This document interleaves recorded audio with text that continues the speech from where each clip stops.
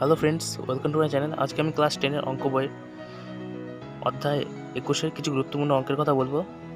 অধ্যায়টি হলো সম্পাদ্য মধ্য সমানুপাতি নির্ণয়। তো এখান থেকে তোমাদের পরীক্ষায় 5 নম্বর থাকবে।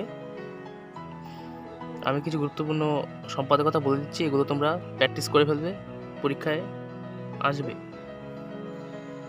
তো প্রথমে পেজ নম্বর 280 পেজের প্রয়োগ 1-এরটা।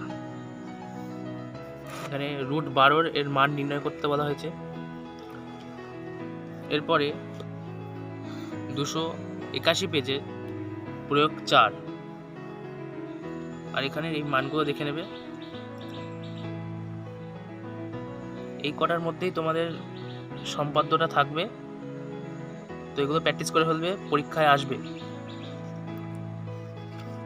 যদি আরও কিছু জানার থাকে তো আমাকে কমেন্ট করে জানাবে, আর এরকম সাজেশনের ভিডিও যদি দেখতে হয় তো আমার চ্যানেলটিকে সাবস্ক্রাইব করে দেবে।